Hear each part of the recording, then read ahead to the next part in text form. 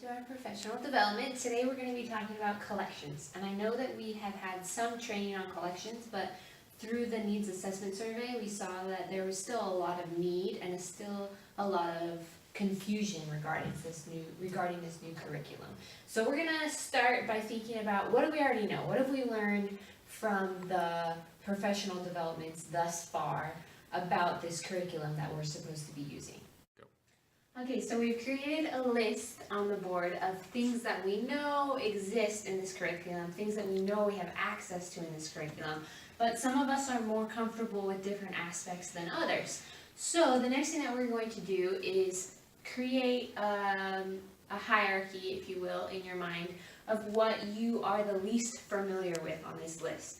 Or the opposite of that, what is the thing on this board that you need the most help with? You're going to pick one aspect and then write that down.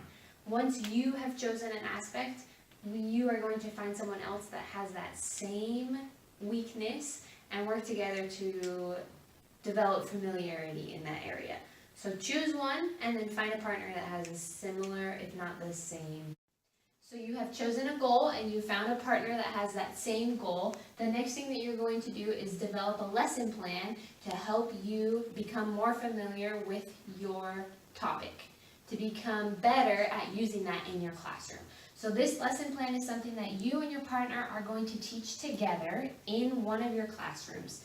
You're going to teach the whole thing, you're going to work through it together, switching off however you deem fit, and then we'll come back and debrief it. We'll talk about how that went, any questions that you still have with this aspect of the curriculum or with teaching it, implementing it into your classroom, and then you'll teach it again, but you'll switch what you teach with your partner and you'll teach it in the other classroom.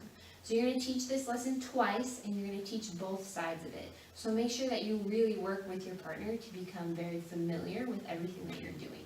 And I'll give you access to a Google Doc and you can type right into that your lesson plan and follow the steps along the lesson plan. But whatever aspect you are working on, that is your focus during this time. There are a lot of resources on the online platform that can help you further develop your understanding of your goal. I am also here to help you further understand, and our fellow teachers. Some of us have different strengths. Some of us have already implemented these things into our classroom, and others have yet to get started. So if at any point during this time you and your partner cannot come up with a solution or don't know how to implement your goal, please don't hesitate to ask, and if I can't answer it, we'll bring it back together and answer it all together. So while you're working with your partner, open up that Google Doc that I've shared with you, the professional development lesson plan. Make a copy of it, share it with the person that you're working with, and then you can each add to it on your computer and work together and see what the other person has. And then you'll have access to that original document so that if you need to make adjustments or if you want to do this a second time with a different goal, you can always come back to that. Okay, so we are going to work on the close reader because you both expressed interest in becoming more familiar with how to use that a little bit better. So we're just going to write that into our goal. And as I was exploring, I found that for the close reader on the online platform, there's actually a lot of resources for how to use that in the classroom. So we're going to go there. That's not it.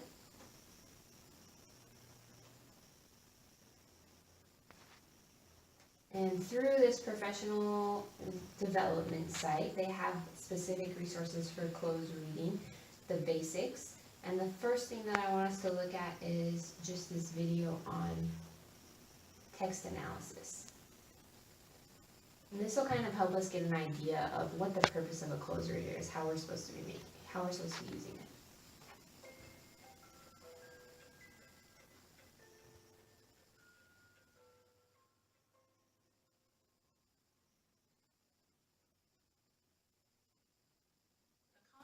State standards have encouraged teachers to focus primarily on a type of question that the architects of the standard. So that video was helpful, but there are so many more. So I'm just going to write down in our resources that we went to the professional development section through the online platform. under close reader, so that we can remember how to get there for the next time, so that even if we don't learn everything about closed readers this time, we can build up those skills. The next thing that I want to look at is also through that professional development area, and that was under instructional tools. And these are things that we can actually use in the classroom. So one of them is this Say Something graphic organizer, which I really liked because it breaks it down, and I think it'll help us in planning our lesson plan. So the Say Something is a way to train the students to look at the text. And the goals of our text analysis when using a closed reader is to really get them to bring evidence to support a topic. And the Say Something study guide or graphic organizer will help the students do that. So as we walk through this, it gives an example with the text, and it wants us to follow the basic lesson plan strategy, which we have in our graphic organizer, of modeling and then explaining it.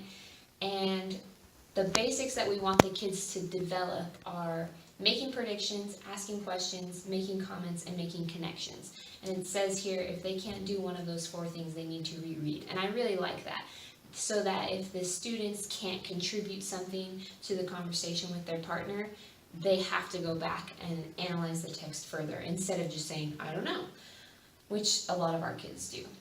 So, in looking through this, I like the graphic organizer that they used, because they can put their comments in each of those appropriate columns. So I think for our lesson plan, we should give the students this graphic organizer along with the closed reader, so that they have a place where they can organize their. So I'm going to add this Say Something, that's not what that says. Say Something graphic organizer to our resources, so that we remember where we can find that. For the anticipatory set, I was looking through the closed readers, and one of the first ones that we would probably use in the student ebook is about fear and overcoming fear.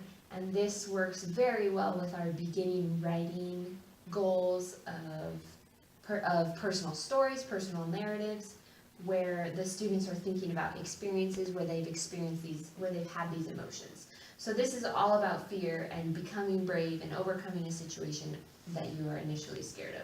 So in thinking about that for our lesson plan, there's a video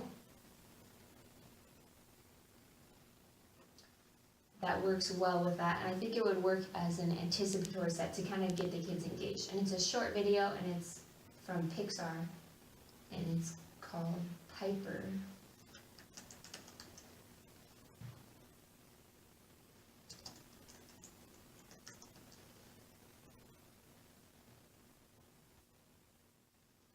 And it's about this little bird overcoming her fear of going into the water. So I think that you should start with this video and have the kids watch it and stop it appropriately and model to them that Say Something, where you stop it and ask the questions like, what is happening? Can you make a prediction? Do you have a comment? And just go through that with the kids, because videos somehow make it easier to access than a text. So I'm going to put this video also into our resources as we are adding.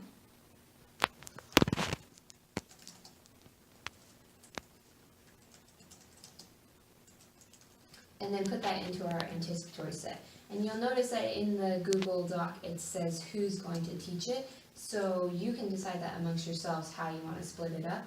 But it has the lesson plan broken down into different sections, and you can teach it however you want.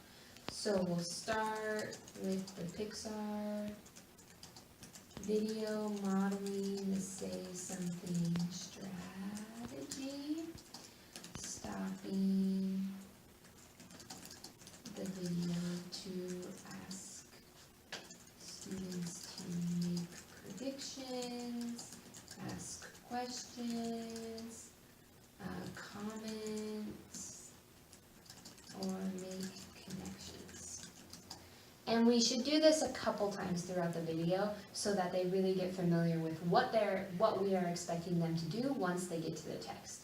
So that anticipatory set should take about 10 minutes, which is a little bit long for an anticipatory set, but I think it's worth it because we're also modeling that new material.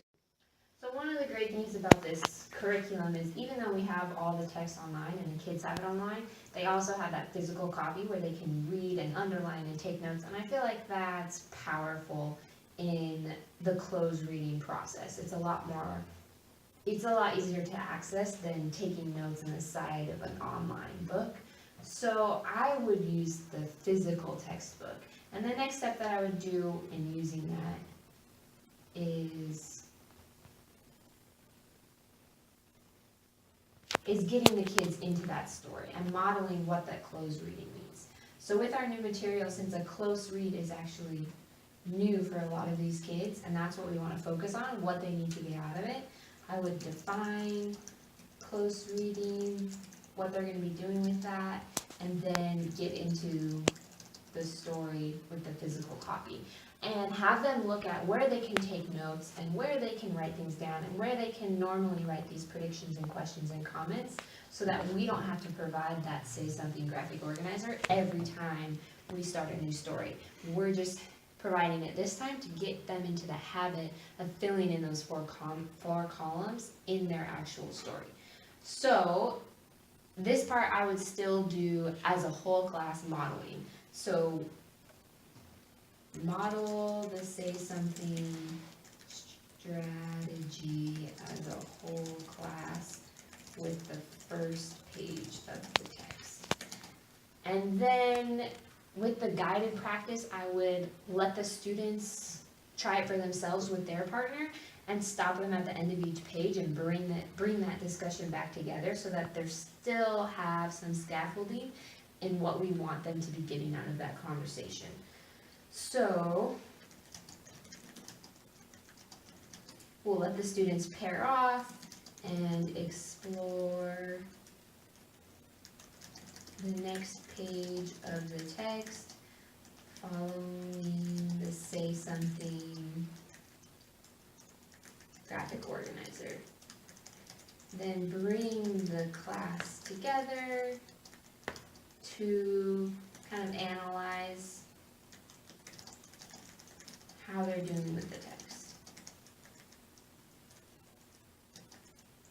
I feel like this analysis is really hard for them, and a lot of our students are still going to be at the stage where they say, I don't know, and they'll read through the whole page and then just be like, I don't know what I read. And so this guided practice will be really important because those few students that did have connections and comments and questions will be able to model that for the rest of the class. So you taught your lesson, and from the sounds of it, it went really well for most of you, and some of you have some areas to work on, but that's okay. So we are almost out of time for today, so what we're going to do is make a goal for your next session. And the next time that we meet together, we're just going to review our lesson so that it's fresh in our minds, and then we're going to go to that other class and teach whatever part of the lesson you didn't teach today. So with your partner, analyze how it went in the classroom, make a goal for your next session for something that you want to work on, and how you're going to implement this into your classroom. That'll be our next step for the following session.